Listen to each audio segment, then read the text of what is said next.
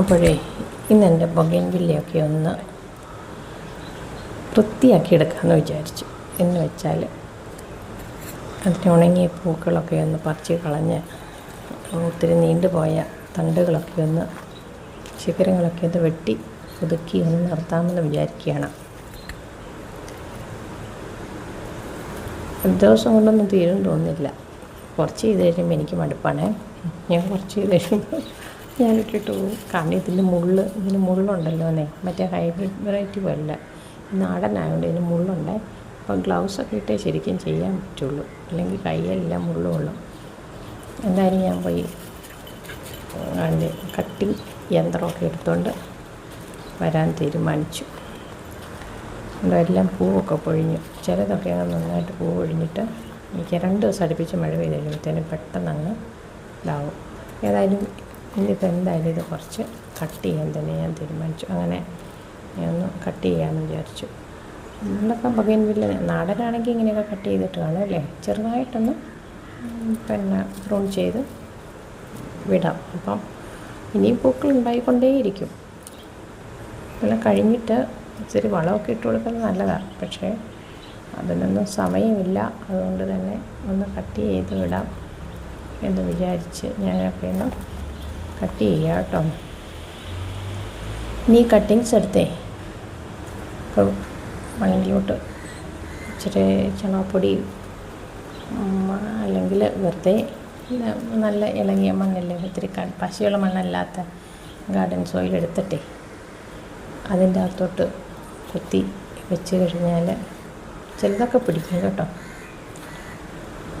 പിടിച്ചു കഴിഞ്ഞാൽ അടുത്ത വർഷത്തേന് കുറച്ചുകൂടിയൊക്കെ 1-2 ചട്ടിയിലുമൊക്കെ നമുക്ക് ആക്കിയെടുക്കാം. കാരണം ഇതിങ്ങനെ ചിലപ്പോൾ ചില ചെടികളുടെയൊക്കെ ആയുസ് പെട്ടെന്ന് അങ്ങ് നിന്ന് പോകും. നമ്മൾ നല്ല ചെടിയാണെന്ന് വിചാരിക്കുന്ന ഇതൊക്കെ ചിലതൊക്കെ ഉണ്ടല്ലോ, തണ്ട് ഉണങ്ങിയൊക്കെ പോയി അത് ഇല്ലാതാകും. അങ്ങനെ എൻ്റെ ഒരു റെഡ് ചില്ലി അങ്ങനെയായിട്ട് പറയുന്ന ഒരു എണ്ണത്തിൻ്റെ പൂപ്പിൻ്റെ ഒറ്റയൊരു കമ്പേ ഉള്ളൂ. ബാക്കി ഉണങ്ങിപ്പോവാം. പൂത്ത് കഴിയുമ്പോൾ അത് ഉണങ്ങിപ്പോകുന്നു. പിന്നെ ഇതാണെങ്കിൽ ഇതുപോലത്തെ ഈ കട്ടിയുള്ള എല്ലാം ഉണ്ടല്ലോ, ഇതൊക്കെ കുറേ അങ്ങ് പൊങ്ങിപ്പോയിട്ട് ഇങ്ങനെ കുറേ വലിയ ശിഖരങ്ങളായിട്ട് വരും. പക്ഷേ അറ്റത്ത് നല്ല കുഴമ്പ് പോലെ നല്ല കട്ടിക്ക് പൂക്കളും ഉണ്ടാവും കേട്ടോ. അതിൻ്റെ അറ്റം പിന്നെ അറ്റത്തു നിന്ന് വീണ്ടും തണുത്ത് വരാതിരിക്കാൻ വേണ്ടി ഞാൻ അതിൻ്റെ അറ്റം എല്ലാം മുറിച്ചു. എന്നിട്ട് ഇനി ഈ കട്ടിങ്സ് എല്ലാം കൂടി ഇനി കുഴിച്ച് വെക്കാം.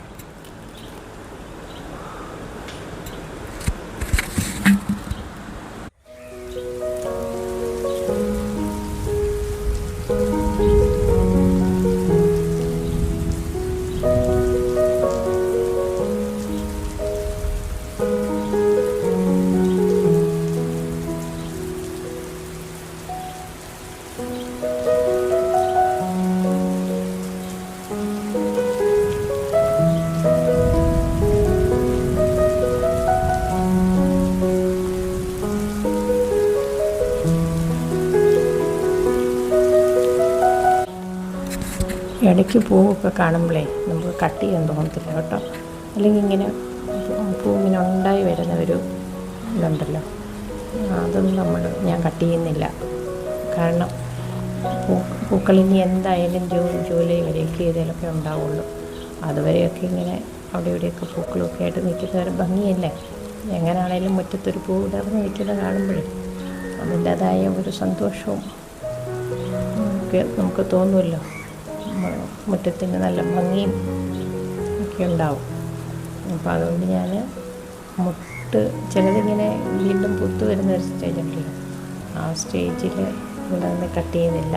അപ്പം തൽക്കാലത്ത് മാത്രമേ ഇവിടെ കട്ട് ചെയ്തെടുക്കുന്നുള്ളൂ. ശരിക്കും ഇതൊരു വലിയ പണി തന്നെയാണ്. ഏത് ചെടിയാണെങ്കിലും അതിൻ്റെ ഉണ്ടല്ലോ പിന്നാലെ നടന്ന് ചെയ്തില്ലെങ്കിൽ അതിൻ്റെ വഴിക്ക് പോകും. സമയം പോകുന്ന അറിയത്തില്ല. ഇനി വെട്ടി ഒതുക്കി വരുമ്പോഴത്തേക്കും കുറച്ച് സമയം എടുക്കും.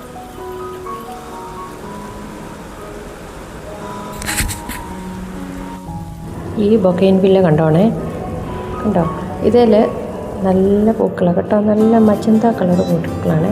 അപ്പോൾ ഞാൻ അതിൻ്റെ ഒരു കമ്പെടുത്താണ് പെട്ടിയൊക്കെ നീണ്ട് നിൽക്കുന്നത്. നിങ്ങൾക്കിപ്പോൾ ഉണ്ടോ ഒത്തിരി ശിഖരങ്ങളറിയില്ല, അതൊക്കെ മൊട്ടായിട്ട് വരുന്നു. അതെനിക്ക് വെട്ടാൻ തോന്നിയില്ല കേട്ടോ, ഞാൻ അതുകൊണ്ട് അങ്ങനെ തന്നെ വിട്ടാൽ ഇതുപോലെ തോന്നി. നമുക്ക് ഓരോ വെല്ലുവിളി എടുക്കുമ്പോഴും ഉണ്ടല്ലോ അതിൻ്റെ എവിടെയെങ്കിലുമൊക്കെ ചെറിയ ചെറിയ മുട്ടുകൾ പൂക്കളൊക്കെ ഇങ്ങനെ വിടർന്ന് വരുന്നതാണ്. അപ്പം ഞാൻ ഓർക്കും അതിനെ കളയണ്ടാന്ന്. കാരണം അതിന് വിഷമം ഉണ്ടാകത്തില്ലേ സത്യം പറഞ്ഞാൽ, നമ്മളിങ്ങനെ വെട്ടിമുറിച്ച് കളയുമ്പോഴേ. അപ്പം അതുകൊണ്ട് ഓർത്തു അതെത്ര എന്ന് വെച്ചാൽ പൂത്ത് വരുന്നതേ മുട്ട് നഷ്ടപ്പെടുമ്പം ആ ചെടിക്കൊരു ഫീലിങ്സ് ഉണ്ടാവില്ല എന്തായാലും അല്ലേ, നമുക്കുള്ള പോലെ തന്നെ അവയ്ക്കും ഉണ്ടല്ലോ. അപ്പോൾ അതുകൊണ്ട് ഞാൻ അത് വെട്ടിയില്ല കേട്ടോ. അതുപോലെ തന്നെ ഈ മുത്തൊരു കട്ട് ചെയ്ത് നിർത്തിയേക്കുന്ന ഞാൻ ഒരു ഉണ്ട്, അതേ ഇങ്ങനെ നീണ്ട് വന്നിട്ട് ഉണ്ടായിട്ടുണ്ട് കേട്ടോ. എൻ്റെ പകലില്ല ഒന്ന് ഉറച്ച് പൂവായിരുന്നു, ഇങ്ങനെ നീണ്ട് വരുമ്പോഴേക്കും ഇതിന് മുമ്പിലുള്ള എൻ്റെ വീഡിയോസിലൊക്കെ നിങ്ങൾ കണ്ടിട്ടുണ്ടാവും. എനിക്ക് ഭയങ്കര ഇഷ്ടമാണ്. അങ്ങനെ 3-4 കമ്പുകൾ ഇങ്ങനെ 4 സൈഡിലോട്ടും പോയിട്ടുണ്ട് എൻ്റെ. അപ്പോൾ ഞാനത് കട്ട് ചെയ്യേണ്ട കാര്യമില്ല, അത് ആദ്യം ഉണ്ടായതെല്ലാം പൊഴിഞ്ഞു, പക്ഷേ വീണ്ടും അത് പൂത്ത് വരുന്നുണ്ട്. അപ്പോൾ അതുകൊണ്ട് ഞാനൊന്നും കട്ട് ചെയ്യുന്നില്ല. അതിങ്ങനെ പൊങ്ങിയിട്ടിങ്ങനെ വളഞ്ഞു കിടക്കുന്നത് മഴവിൽ പോലെ. അപ്പോൾ അതുകൊണ്ട് ഞാൻ ഓർത്തത് അങ്ങനെ തന്നെ ഇരിക്കട്ടെ എന്ന് വിചാരിച്ചു. അങ്ങനെ നമുക്ക് ഓരോന്നിനും നമ്മൾ ഓരോന്ന് എക്സ്ക്യൂസ് കണ്ടെത്തും. കാരണം അങ്ങനെ കട്ട് ചെയ്യാൻ തോന്നത്തില്ലെന്ന് എങ്ങനെയാണെന്ന് പറഞ്ഞാലും അങ്ങനെ തീരെ അങ്ങ് നിൽക്കുന്നത് മാത്രമേ ഞാൻ കട്ട് ചെയ്യുന്നില്ല. അപ്പോൾ അതുകൊണ്ട് തന്നെ ചെടികൾ നമ്മളിങ്ങനെ നട്ട് ഒരെണ്ണം വളർത്തി വരുമ്പോഴത്തെ ആ ഒരു ഇതെന്ന് പറയുന്നത് എത്ര നാൾ കൊണ്ട് ഒരെണ്ണം വളർന്നു വരുന്നത്. അതുകൊണ്ട് തന്നെ നമുക്ക് തോന്നത്തില്ല. ഇതതിൻ്റെ വേറൊരു കമ്പാട്ടോ ഉണ്ടോ, അപ്പോൾ ഇടയിലൊക്കെ നിറച്ച് പൂവായിട്ട് നിൽക്കുക. നല്ല രസമാണ് അത്. മുറ്റത്തോട്ട് ഇങ്ങനെ വളഞ്ഞ് നിൽക്കുക, മഴവില്ല് നിൽക്കുന്ന പോലെ. ഇത് നടുമ്പോൾ ഞാൻ ഓർക്കുമായിരുന്നു, ചിലത് ശരിയാകും, ചിലത് ശരിയാവില്ല, എല്ലാം ഒന്നും പിടിക്കത്തില്ല. പക്ഷേ എങ്ങനെയാണെങ്കിലും കുറച്ച് തൈകൾ ഇതിൽ നിന്ന് നമുക്ക് ഉണ്ടാക്കിയെടുക്കാൻ പറ്റും ഇല്ലേ. നമ്മൾ ഒന്ന് ശ്രദ്ധിച്ചാൽ ശരിക്കും പറഞ്ഞാൽ എല്ലാവരും വലിയ നഴ്സറിയൊക്കെ തുടങ്ങുന്നതാണ്. ആദ്യമേ തന്നെ എല്ലാം വാങ്ങിച്ചു വെക്കണം, അല്ല. ഇതുപോലെ ചെറിയ കട്ടിങ്സൊക്കെ ഉണ്ടാക്കി നല്ല പ്ലാസ്റ്റിക് കവറുകളിലൊക്കെ ആക്കി അവരൊരു ജോലിയായിട്ടത് ഏറ്റെടുക്കുന്നു. അങ്ങനെ അത് ചെറിയ സംരംഭം ആയിട്ട് തുടങ്ങി വലിയ വലിയ സംരംഭമായിട്ടത് മാറ്റുന്നു.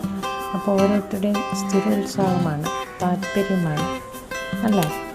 അപ്പം ചെറിയ ചെറിയ കാര്യങ്ങളാണെങ്കിൽ പോലും നമ്മൾ ശ്രദ്ധിച്ചു കഴിഞ്ഞാലുണ്ടല്ലോ നമുക്ക് നമ്മുടെ വീട്ടിലിരുന്ന് തന്നെ നമുക്ക് ആവശ്യത്തിനുള്ള നമ്മുടെ ചിലവിനുള്ള കാര്യങ്ങൾ നടത്താനുള്ള പണം സമ്പാദിക്കാൻ സാധിക്കും.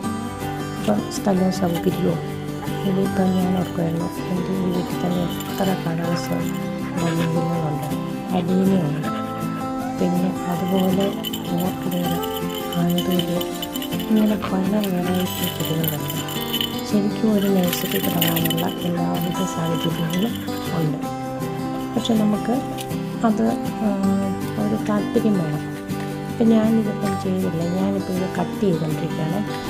ഇതൊക്കെ ഇങ്ങനെ കട്ട് ചെയ്ത് ഇലകളൊക്കെ കട്ട് ചെയ്ത് എടുത്ത് കഴിഞ്ഞ് പെട്ടെന്ന് കിളുത്ത് വരും. ആദ്യം എനിക്കതൊന്നും ബോധം വന്നില്ല കേട്ടോ. അത് ഞാൻ ഒത്തിരിയും ഇലകളൊക്കെ കട്ട് ചെയ്ത് കഴിഞ്ഞാൽ അത് കൂടുതൽ വാടാതിരിക്കും. കാരണം ഇലകളിലേക്കൊക്കെ വെള്ളം കൂടുതൽ വലിച്ചെടുക്കത്തില്ല, അപ്പോൾ അത് ഉണ്ടാവത്തില്ല, പെട്ടെന്ന് കിളുക്കാനുള്ള ചാൻസ് ഉണ്ട്. അപ്പോൾ അതുപോലെ തന്നെ ഇതിൻ്റെ തളിപ്പ് അപ്പം ഞാൻ വിചാരിച്ചു കട്ട് ചെയ്തൊക്കെ ഒന്ന് ചട്ടി ചില ചെടിയൊക്കെ പോയതുണ്ട്, ടെന്നീസ് ബോൾസൊക്കെ അഴിഞ്ഞു പോയി.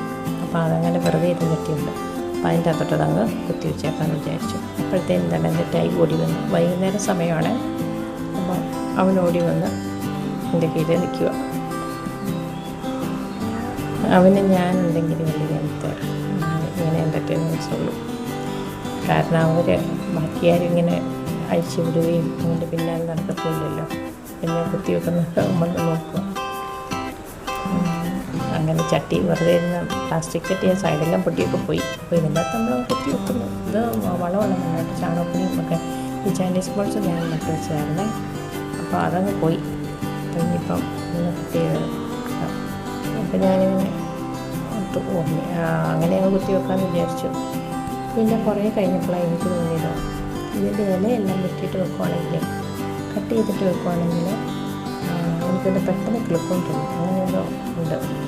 എന്തായാലും ഞാൻ ആ കട്ടിങ്സ് എല്ലാം 2 ചട്ടിയിലായിട്ടങ്ങ് കുത്തി വെച്ചു. പേര് പിടിക്കുവാണെങ്കിൽ നല്ലതല്ലേ.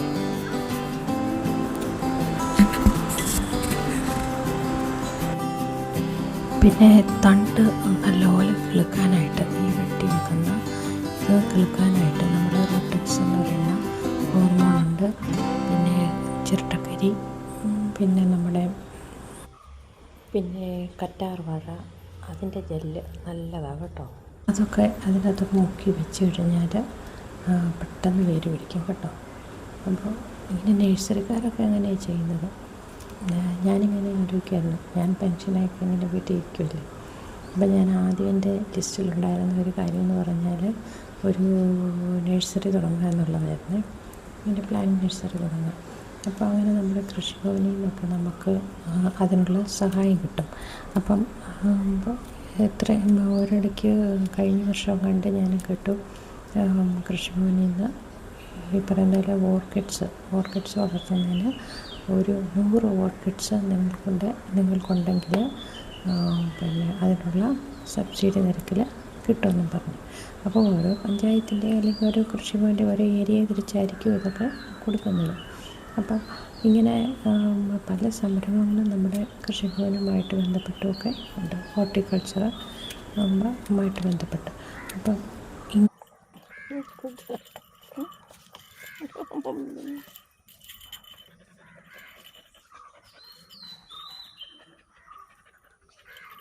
ഇതൊന്നും വേണ്ട, ഞാൻ വെച്ചിട്ടുണ്ടെങ്കിൽ നീ മാറ്റി അങ്ങോട്ട്. ഇനി മാരണ ചക്ക, ഞാനിത് കുത്തി വെക്കട്ടെന്ന്.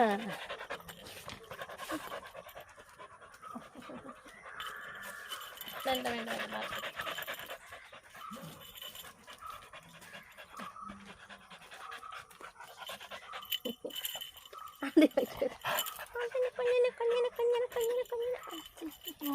ഉമ്മ ആ ശരി, ഇഷ്ടം പോലെ കേട്ടോ. അടി കുറച്ച് കഴിഞ്ഞേക്കല്ലേ, എടുത്തോണ്ട് വന്നേക്കല്ലേ കുറച്ച് കഴിയുമ്പോളേ കേട്ടോ. കുത്തി വെച്ചത് കിളിക്കാൻ വേണ്ടി നമുക്ക് പുതിയ ബഗൈൻ വില്ലകൾ, ഞങ്ങൾ അടുത്ത വർഷത്തേന് പുതിയ ബഗൈൻ വില്ലയുടെ തൈകൾ ഉണ്ടാക്കുകയാണ് അല്ലേ.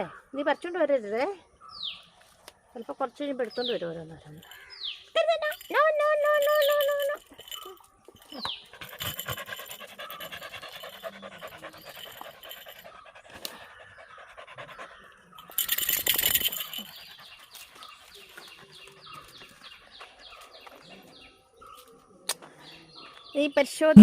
ഇങ്ങനെയുള്ള സംരംഭങ്ങളൊക്കെ നമ്മൾ ചെയ്തു കഴിഞ്ഞാൽ നമുക്ക് വീട്ടിൽ ഇരിക്കുന്നവർക്ക് താല്പര്യമുണ്ടെങ്കിൽ ഒരു സഹായം കൂടെ ആവശ്യം വരും കേട്ടോ. അല്ലെങ്കിൽ വീട്ടിലൊത്തിരി പണിയും കാര്യങ്ങളൊന്നും ഇല്ലെങ്കിൽ നമുക്ക് വളരെ ഫ്രീ ആയിട്ട് ചെയ്തു പോകാൻ സാധിക്കും.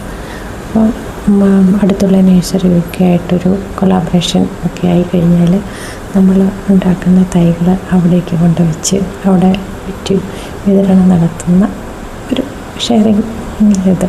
അപ്പം അങ്ങനെയുള്ള കാര്യങ്ങളൊക്കെ ഞാൻ ആദ്യം ആലോചിച്ചു കേട്ടോ. പിന്നെ എന്നെ സംബന്ധിച്ചിടത്തോളം എനിക്ക് യാത്രകളും പിന്നെ വീട്ടിലെ കാര്യങ്ങളുമൊക്കെ നോക്കുക എന്നുള്ള ഒറ്റയൊരു ലക്ഷ്യം മാത്രമേ ഉള്ളൂ. കാരണം നേരത്തെ സർക്കാർ ജോലിയായിരുന്നല്ലോ.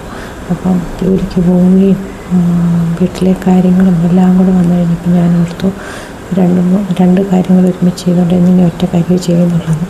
അങ്ങനെ തീരുമാനിച്ച സ്ഥിതിക്ക് ആയതുകൊണ്ട് ഞാൻ പിന്നെ അങ്ങനെയുള്ള ഒരു സംരംഭത്തിന് മുതിർന്നില്ല എന്നുള്ളതാണ് സത്യം. എന്തായാലും താല്പര്യമുണ്ടെങ്കിൽ നമുക്ക് ഇതുപോലെ കുറേ സ്ഥലവും സൗകര്യങ്ങളും ഒക്കെ ഉണ്ടെങ്കിൽ അങ്ങനെയുള്ള കാര്യങ്ങൾ നടത്തുന്നത് നല്ലതായിരിക്കും കേട്ടോ. എന്തായാലും ഇന്നത്തെ കട്ടിങ്സും പ്ലാന്റിങ്ങും ഒക്കെ നിർത്തി കേട്ടോ. ഇനി അടുത്ത ദിവസമേ ഉള്ളൂ. കാരണം എല്ലാം ഇങ്ങനെ പൂക്കൾ ഇതെല്ലാം ഓരോന്നും നോക്കിയൊക്കെ ചെയ്ത് വരുമ്പോഴത്തേനും സമയം അങ്ങ് പോകും.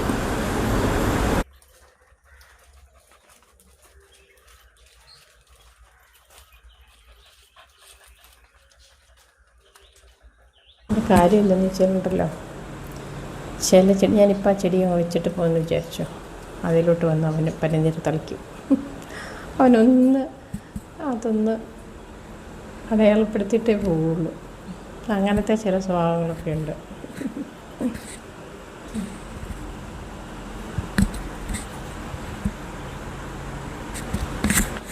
ഞാൻ മുഴുവനൊന്നും കട്ട് ചെയ്തില്ല കേട്ടോ, കുറച്ചൊക്കെ അവിടെ ഇവിടെയൊക്കെ കട്ട് ചെയ്തു.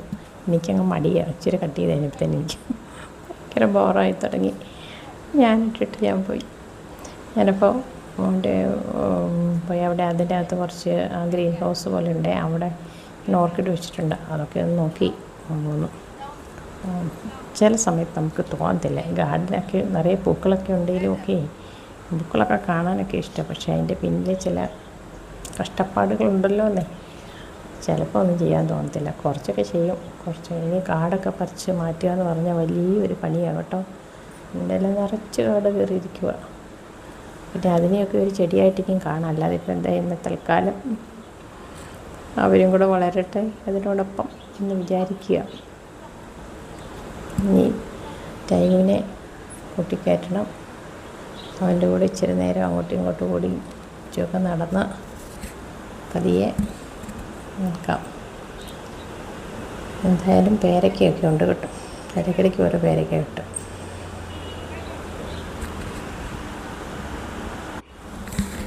ആ ബൊഗെയിൻവില്ലയുടെ 2-3 കമ്പിൾ ഇങ്ങോട്ട് നീണ്ടു വന്ന് നിൽപ്പുണ്ട് കേട്ടോ. നല്ല രസമാണ് അത്. അതിൻ്റെ നിറച്ച് പൂക്കളിങ്ങനെ നിൽക്കും എപ്പോഴും.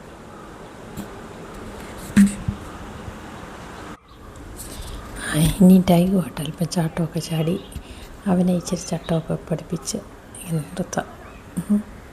അപ്പം ഞാൻ വിചാരിച്ചു ടൈഗുവിനെ ഒന്ന് പ്രാക്ടീസ് ചെയ്യിപ്പിച്ചേക്കാം കിട്ടുന്ന ദിവസം. അപ്പം അങ്ങനെ അവനെ ഇരുത്തി ഓരോ കാര്യങ്ങൾ ചെയ്യുക കേട്ടോ. സിറ്റ് ഡൗണ് ഒക്കെ പറഞ്ഞ് ക്യാച്ചൊക്കെ പറഞ്ഞ്, എന്നിട്ട് ഞാൻ അവിടെ ഇരുത്തിയിട്ട് ഞാൻ പതിയെ പോകുന്നേ. സ്റ്റേ പറഞ്ഞിരിക്കുക കേട്ടോ. എപ്പോഴാണ് എഴുന്നേറ്റ് വരുന്നതെന്ന് അറിയത്തില്ല. ഞാൻ സ്റ്റേ പറഞ്ഞിട്ട് ഞാനിങ്ങ് പോന്നു കണ്ടോ. സ്റ്റേ പറഞ്ഞാൽ ഇരിക്കുവാണേ. ഇത്ര സമയം ഇരിക്കുന്നതല്ല ഇന്ന്, പക്ഷേ ഇരുന്നു.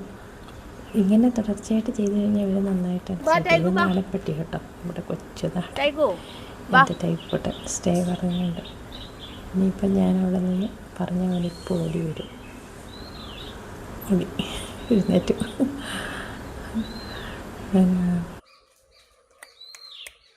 Ba, udah ya? Ini ba.